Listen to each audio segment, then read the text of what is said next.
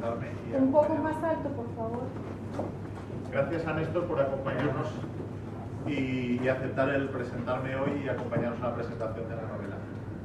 Bueno, buenas tardes. La verdad que lo más entretenido en una presentación es hablar un poco del autor, ¿no? De la novela, pero del autor. Yo la verdad que puedo hablar poco del autor porque nos conocemos hace relativamente poco. Sé que ha estado en Abu Dhabi, ha dicho que es médico, pero ahora como está el tema de los títulos, sé que es cirujano vascular, o sea que anda con esas cuestiones de la sangre. Y tal como está, después de trabajar la novela, no sé si iría a una consulta de él, realmente. ¿No? Jorge ha escrito una novela que yo soy editor, intervengo las novelas en el proceso de edición. Habitualmente no presento las novelas que trabajo, pero por una cuestión de que no todas las novelas que me llegan son buenas. Pero esta es una novela que me apetecía presentar realmente. Yo no sé si estáis familiarizados con el género negro. Quizás para entender esta novela hay que entender qué es el género negro, porque se lo suele confundir con la novela policial, ¿no? Porque la novela policial y la novela negra giran justamente en torno a delitos, ¿no? Delitos de sangre, delitos de corrupción, delitos, ¿no? La diferencia básica entre la novela policial y la novela negra es que la novela policial se centra en el proceso de investigación, ¿no? De encontrar los culpables y condenar a los hechos. Ese proceso también se cumple en la novela negra, pero la esencia de la novela negra es la indagación de la naturaleza humana, no de la naturaleza humanitaria, de la naturaleza humana, de las partes más oscuras de la naturaleza humana, de la naturaleza de los políticos, de la naturaleza sociales, las partes más oscuras. El género negro, dicen los eruditos, porque estamos en la época que con 30 horas de un curso ya son todos eruditos, dicen los eruditos que nace allá por los años 20, ¿no? En los años previos a la Gran Depresión. Las primeras publicaciones se hicieron en una revista así de papel muy barato, que se distribuía en los barrios pobres, que se llamaba Black Mask, creo. Y de ahí salieron los padres de este género, como son Daly, Hammett, luego Raymond Chandler. Raymond Chandler le llamó novela criminal, ¿no? Para mí viene de más atrás, porque si yo pienso en Dostoyevsky y en Crimen y Castigo, es una novela negra. Y se publicó en 1866, pero bueno, los eruditos dicen que la novela negra como tal nace en 1920 aproximadamente. Las características de la novela negra siempre es, en aquellas épocas nació ambientada digamos, en atmósferas muy oscuras, muy bajas, ¿no? Donde se suponía que estaba el origen del crimen, el origen del delito, ¿no? En zonas bajas. Los protagonistas de la novela negra, a diferencia de la novela policial, los protagonistas de la novela negra están todos que no son ni tan buenos ni tan malos. O sea que no es como la novela policial donde está el bueno y el malo malo. La novela negra son todos más o menos malos y todos más o menos buenos. Y tenía ciertos requisitos en aquel entonces y ha ido evolucionando, porque ahora la novela negra, por ejemplo, integra a la mujer como protagonista investigadora de los delitos. Ya no se advierte, por ejemplo, la incorporación de la tecnología se aparta también un poco de esos barrios bajos, bares tugurios, empieza a ser un poco más abierta en ese sentido, ha evolucionado mucho. Pero la esencia de la novela negra es la indagación, ¿cierto?, la indagación del delito, pero más que nada a través del delito indagar la naturaleza humana. Pues la novela de Jorge, a pesar de ser la primera novela, y digo la primera novela porque muchos se lanzan a escribir novela negra porque hoy es un género muy demandado.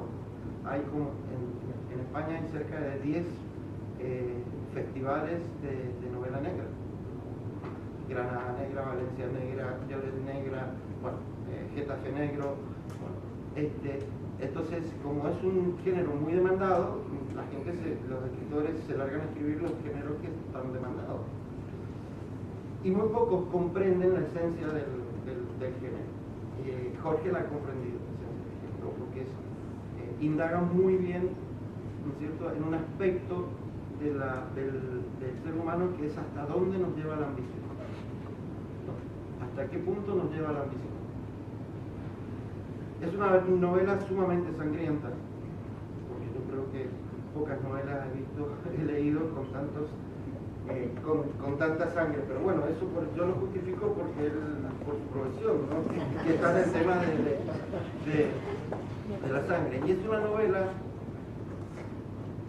que cuando yo la recibí por primera vez para someterla a corrección, me quedé sorprendido porque la verdad es que el comienzo no puede ser mejor.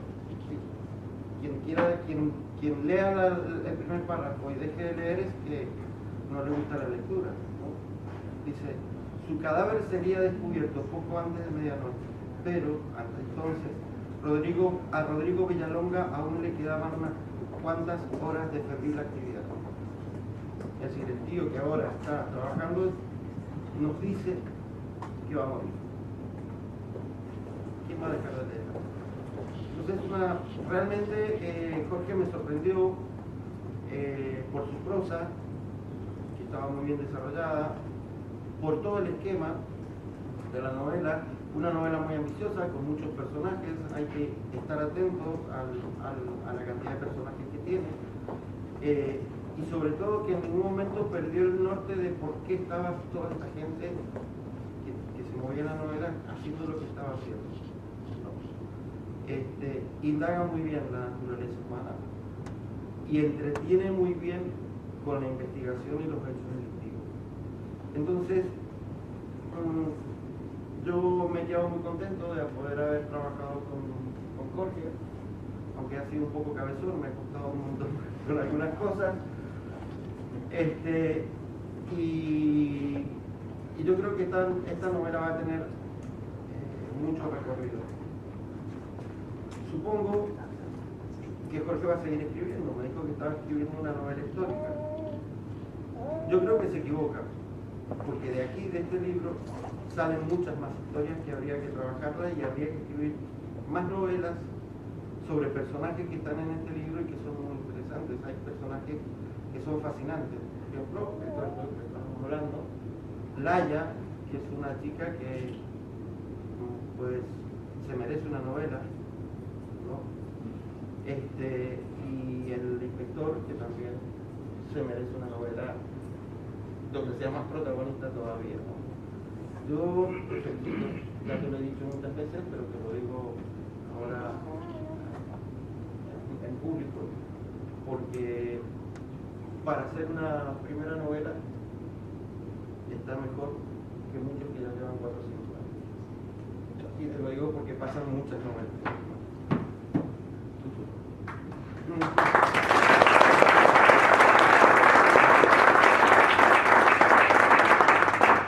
Muchas gracias, Néstor.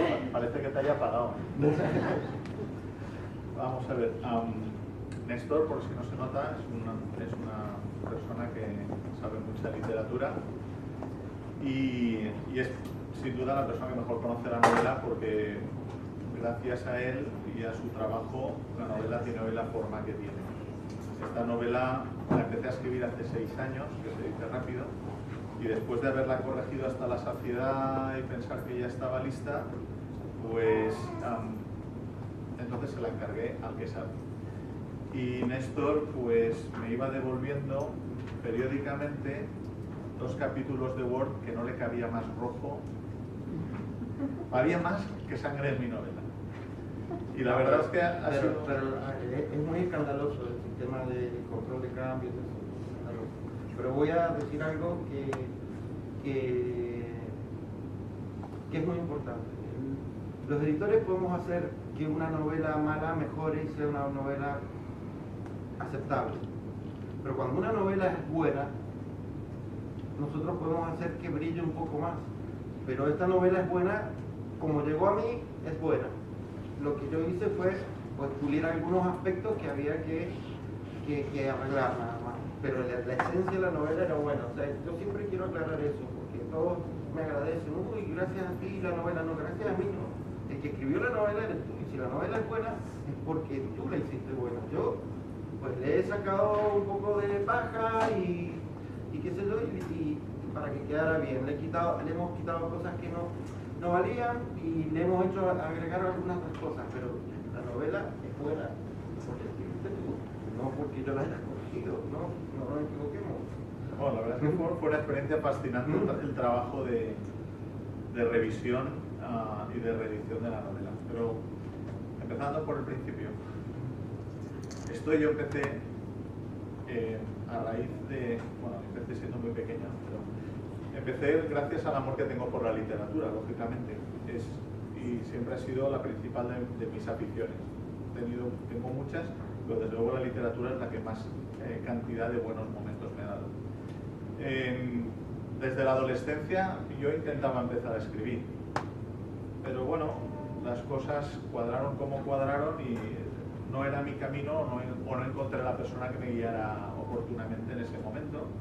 Así que lo poco que escribí, bueno, ahí quedó y pasó sin pena ni gloria, hasta que hace unos 8 años una enfermera mía del quirófano del Hospital Provincial de Castellón me invitó a la presentación de un libro escrito por su marido, que es el escritor Pablo Sebastián de Castellón. Y la verdad es que aquello para mí fue muy impactante porque es la posibilidad de ver como real un sueño. Es decir, anda, pues si una persona de carne y hueso que va caminando por la misma calle que yo es capaz de llegar al final de escribir una historia y publicarla, yo también. Eso se puede hacer. Así que lo conocí, a través de él le tengo que agradecer que me aceptó un primer relato para publicar en la antología de España Criminal, y conocí a través de él a una serie de escritores de Castellón, una gente del mundo de la comunicación, periodistas, gente sanísima, bueno, salvo por lo que escribe, claro, una gente encantadora, y que fueron los que me dieron el impulso para poder tomar una idea y, en vez de abandonarla como había hecho cuando había empezado, las veces que lo había intentado de adolescente, esta vez llevarla hasta el final. Y esa idea se me ocurrió en el hospital, claro, no podía ser de otra manera. Se me ocurrió una idea muy mala y empecé a desarrollarla. Y con el trabajo de las horas, a medida que iba poniéndole más ganas y más ilusión, la historia se empezó a desarrollar sola. Eso es una cosa que yo había leído que les ocurría a escritores. Yo pensaba que eran cuentos chinos, pero os puedo prometer que es verdad. De repente mis personajes empezaron a hacer cosas que yo no había previsto, a decir y hacer barbaridades que yo en un primer momento no tenía previstas, y realmente la cosa se fue de las manos hasta convertirse en esta historia. Ahora, sí que os puedo prometer una cosa. Yo me he divertido muchísimo escribiendo esto. Si alguien llega a entrar en el despacho y me ve riéndome a mandíbula batiente por la barbaridad que se me acaba de ocurrir, que yo esto lo tengo que poner, me hubieran encerrado. Eso es seguro. Después, bueno, el proceso de escribirla en sí mismo me lo ha preguntado mucha gente. Me ha llevado 1 año y medio, pero las correcciones y el periplo editorial me ha llevado muchísimo más. Hasta que finalmente, bueno, pues tomé la santa decisión de publicarla por mi cuenta, gracias a Katia, nuestra hija, que hizo el diseño de la portada. Como veis, es un diseño muy atractivo, muchísima gente me ha preguntado por él. Esto es trabajo de ella. El trabajo de Néstor ya lo hemos comentado, y todo lo demás ha sido trabajo mío. ha sido trabajo de casa, desde escribirlo, las correcciones, la propia maquetación de la obra. Ya tengo amigos, porque la gente que se ha decidido a comprarla y empezar a leer no puedo considerarlos más que amigos. Y bueno, os tengo que advertir que por ahí corren rumores de que enganchan. Tened cuidado, ¿eh? Hay gente que no duerme y eso, pero esto no es culpa mía. Hay gente que la ha empezado y se la ha liquidado en menos de 10 días, que dices, bueno, no sé, disfrutan un poco más, pero en fin, cada cual leemos de una manera. Así que, bueno, aquí es donde tenéis una historia, la primera historia que se me ha ocurrido, que yo pensaba que realmente merecía la pena ponerla en negro sobre blanco, y espero que la sufráis o que la disfrutéis, según cada cual.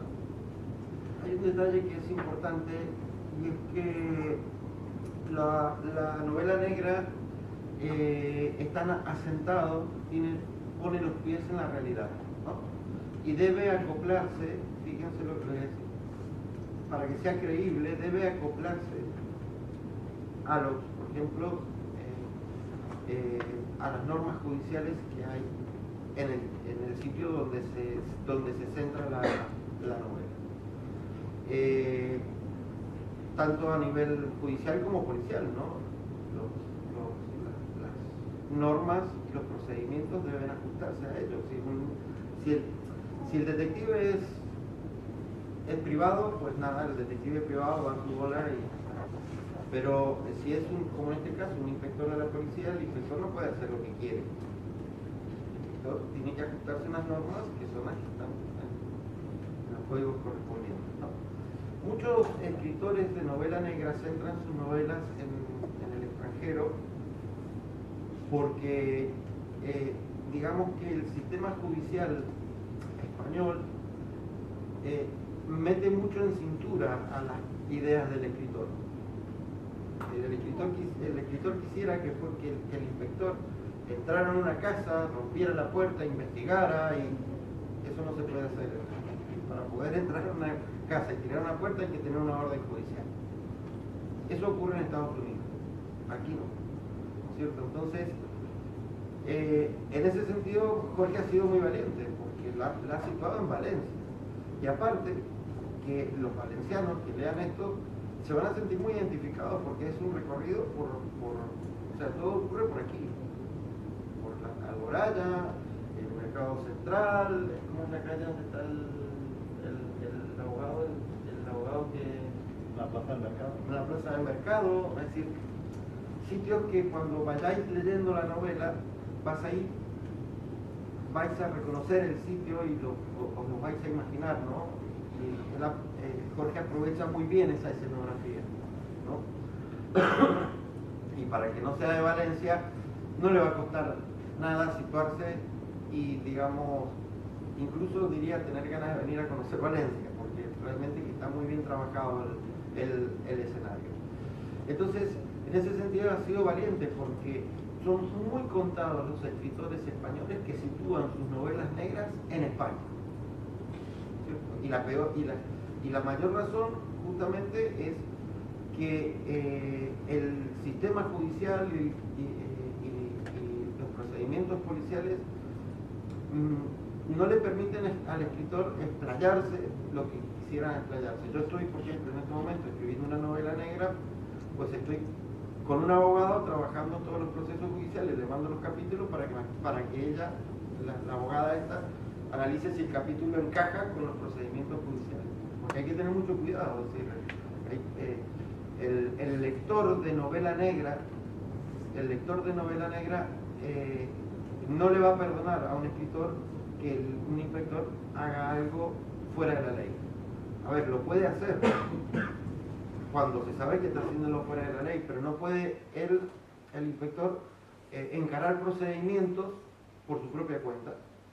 Yo acabo de corregir una novela donde el inspector iba con las pruebas en el bolsillo. A ver, eso no puede ser, no está permitido. Las pruebas están en sus sitios, en la delegación de la policía, ¿no es cierto?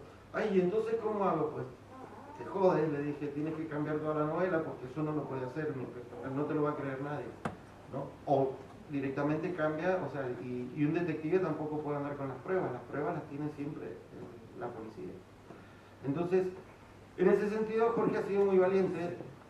Ha asentado en Valencia, en un lugar cercano a él, un lugar que él conoce, y en un sistema, y ha ajustado la novela a los requerimientos judiciales y procedimientos policiales de España. Entonces, en ese sentido, está muy bien asentada en la realidad la novela. Y es una cuestión valiente, porque pocos autores españoles se animan a hacerlo. No, pero es que España en realidad es muy negra si uno sabe mirarla desde cierta óptica. Bueno, yo leí un artículo de un criminalista que es también escritor de aquí de Valencia, que es Vicente Garrido, y que dice que en España se cometen pocos crímenes, ¿no? Y que como para, digamos, estimular la inspiración de los escritores de novela negra. Entonces, bueno, la verdad es que realmente así delitos de sangre muy importantes salen cada tanto. Ahora ha habido una pequeña oleada de delitos de sangre y eso, pero de corrupción no, de eso tenemos para escribir cantidad, ¿no? Pero también, por ejemplo, indaga también un poquito, ahí entra un poco también en una trama corrupta a nivel de gobierno, con el delegado de gobierno, o sea que la novela os va a sorprender y os va a mantener en vilo, eso lo tengo claro. Así que comprar la novela. Si me permitís, para terminar, me gustaría leeros un trocito de un capítulo que para mí es mi favorito. Es el comienzo del capítulo 5 y yo creo que esto va a poner de relieve dos de los personajes, uno de los personajes centrales, porque la novela no tiene un solo protagonista, tiene varios, y este es uno de ellos, y uno de los personajes secundarios, bueno, uno de mis favoritos, que a Néstor también le gusta y que dice que merece un libro aparte para él. Mauricio Sales atravesó el umbral del bar y entró en la cochambrosa oscuridad. En el interior, la atmósfera era una gran nebulosa. En aquel tugurio, a pesar de la reciente ley antitabaco, tanto los parroquianos como el propietario seguían echando humo como locomotoras a todas horas del día. Al fin y al cabo, nadie iba a denunciarlos. A semejante sitio raramente entraba ningún cliente que no fuera habitual, y los habituales se conocían demasiado bien como para jugarse el tipo haciendo algo que pudiera perjudicar al tuerto. El tuerto, al parecer nadie conocía su verdadero nombre, era el orondo propietario de la Estrella de Mar, la vieja taberna encastrada en el corazón del barrio de Nazaret, ese pequeño suburbio que se erige justo al sur del antiguo cauce del río Turia y junto al puerto de Valencia. Gobernaba con mano de hierro aquel minúsculo y oscuro reino sin salir detrás de la antigua barra de madera, muy desgastada y macerada por la cerveza derramada a lo largo de incontables noches. Rara vez se aventuraba fuera de ella debido a una pronunciada cojera en su pierna derecha, y cuando lo hacía era para atravesar la puerta de la cocina. Los feligreses de aquella particular congregación recogían sus comandas en la barra y devolvían las jarras y platos vacíos al terminar. Así había sido siempre y así seguiría siendo. Todos los clientes habituales de aquel bar adoraban y temían al tuerto en la misma medida. Hombre de aspecto serio y carcajada fácil, llevaba años tejiendo la intrincada red del traficante de favores. Conocía tanta gente de estratos sociales y puntos geográficos tan dispares que resultaba complicado plantearle una petición que no fuera capaz de satisfacer, siempre que el precio fuera el adecuado. El parche de desgastado cuero granate que cubría su ojo izquierdo y su permanente cojera, que le impedía apoyarse sobre la rodilla derecha, más que despertar compasión, relataban por sí mismas la historia de su legendaria ferocidad. Muchos años antes, durante la ingestación de drogadictos que en los 80 había sufrido el barrio, dos entraron a atracar la Estrella de Mar. Mientras el primero lo sujetaba contra la pared con un bate de béisbol presionándole el cuello, el otro le amenazaba con clavarle la aguja de su jeringuilla en el ojo. Antes de que ninguno de los presentes hubiera alcanzado a reaccionar, el tabernero tenía agarrado por los testículos al primero, apretando a fondo y obligándole a soltar el vacío. Fue entonces cuando el segundo yonki le atravesó el ojo izquierdo con la jeringa. El desde entonces tuerto le arrancó casi medio cuello de un mordisco y la sangre brotó a chorros para mezclarse con las colillas y cáscaras de cacahuetes que alfombraban el suelo de madera de la taberna. Al poco, el atracador cayó al suelo y murió. El primero tuvo tiempo de desenfundar una pistola que disparó contra su rodilla derecha, la cual quedó destrozada para siempre. Pero en un instante, el tuerto se revolvió, con la jeringa todavía clavada en su ojo, y le abrió el cráneo con una jarra de cerveza. Es así todo, ¿eh? Los cadáveres desaparecieron, la autoridad nunca se enteró y en adelante jamás nadie se atrevió a contrariar al tuerto. Al fin y al cabo, en el barrio nadie hablaba, pero todo se sabía. Que sepáis lo que se lo digo.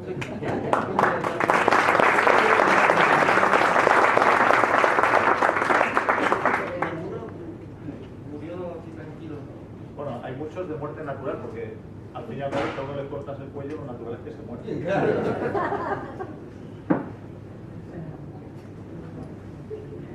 Bueno, pues... Lo bonito es que él tiene la ventaja de que, como claro, el cirujano vascular sabe si la muerte está bien, ¿no? O sea, sabe si la muerte está bien, porque más de una vez yo le pregunté, pero esto puede ser, y él me decía, claro, soy médico. ¿No? Entonces, este capítulo pues es una pintita de lo que es la novela. Así es la novela y así está narrada porque está muy bien narrada la novela. Pues... ¿Tú me preguntas? ¿Tú me preguntas? Claro. Tú me preguntas. Los que se han hecho la siesta podéis despertar ya, es el turno de preguntas. ¿Cómo no? ¿Ves que con una mordedura en el cuello se mata uno? Depende de la dentadura.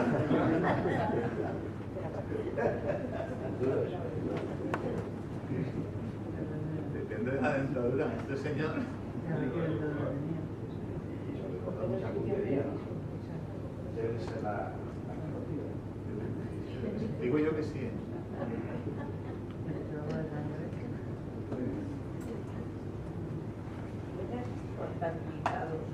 El número de muertes que hay. La verdad es que sí, los conté, pero se me olvidó. ¿No te acuerdas? Sé que, bueno, andan entre 27 y 30, pero no te sé decir exactamente. No está mal. ¿Has hablado con Quentin Tarantino? No, aún no. Eso depende de los libros que vendan, llamaré su atención.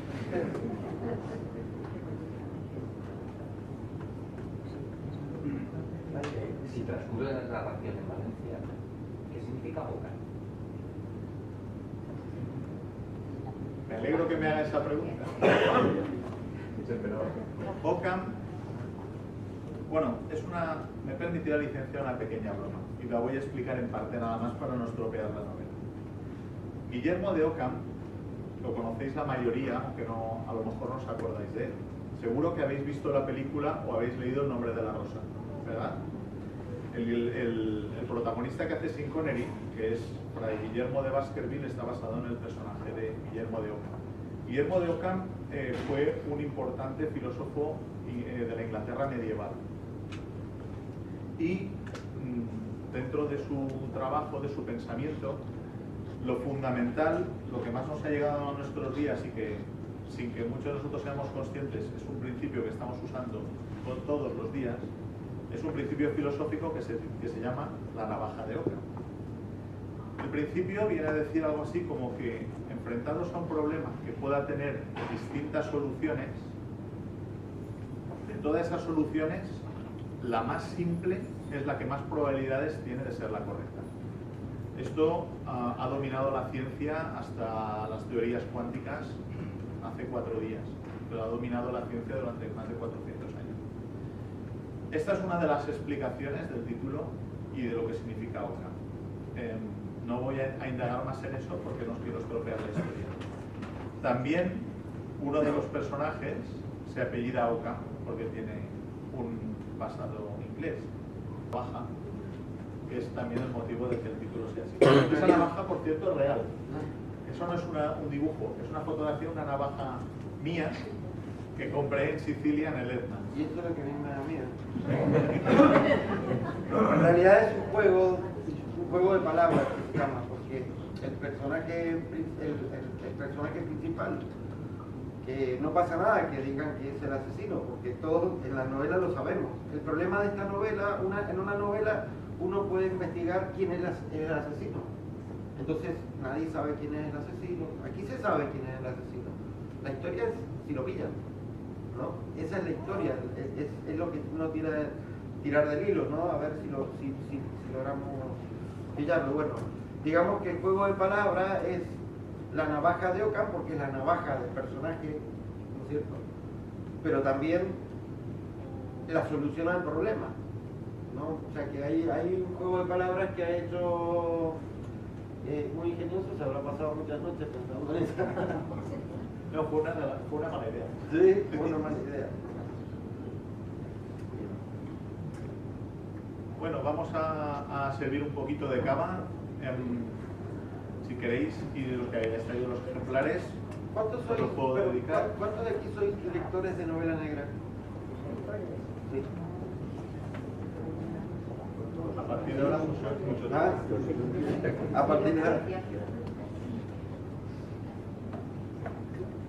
¿Y qué os gusta más, las novelas negras centradas en España o las que están centradas en otros países? ¿Ah?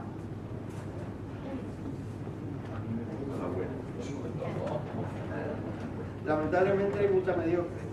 Hay mucha mediocre porque, claro, como es un género que tira mucho de venta, hay mucha gente se lanza a escribir novela negra sin tener mucha noción de qué se trata la novela negra, de qué va la novela negra.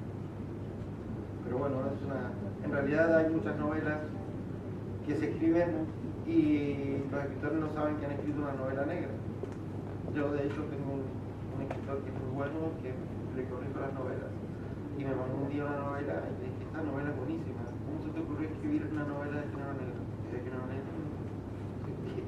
De género negro. Así que bueno, muy bien. Olvídate de la